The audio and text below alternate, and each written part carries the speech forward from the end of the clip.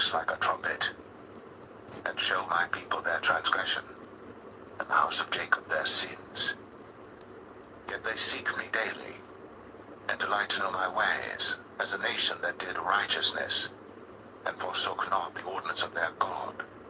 They ask of me the ordinances of justice. They take delight in approaching to God. Wherefore have we fasted, say they, and thou seest not? Wherefore have we afflicted our soul, and thou takest no knowledge? Behold, in the day of your fast ye find pleasure, and exact all your labors. Behold, ye fast for strife and debate, and to smite with the fist of wickedness. Ye shall not fast, as ye do this day, to make your voice to be heard on high. Is it such a fast that I have chosen? A day for a man to afflict his soul? Is it to bow down his head as a bulrush, and to spread sackcloth and ashes under him?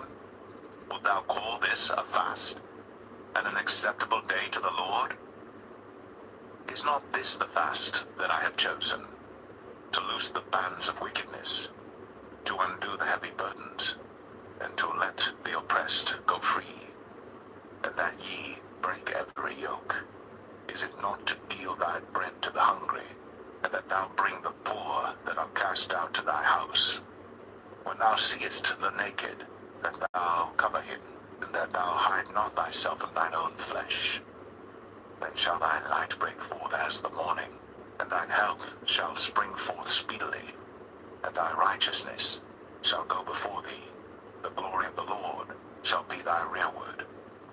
Then shalt thou call, and the Lord shall answer.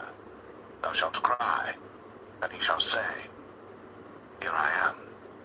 If thou take away from the midst of thee the yoke, the putting forth of the finger, and speaking vanity, and if thou draw out thy soul to the hungry, and satisfy the afflicted soul, then shall thy light rise in obscurity, and thy darkness be as the noonday.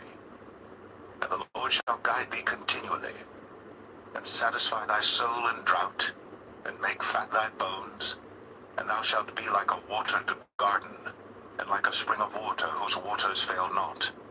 And they that shall be of thee shall build the old waste places. Thou shalt raise up the foundations of many generations, and thou shalt be called the repairer of the breach, the restorer of paths to dwell in.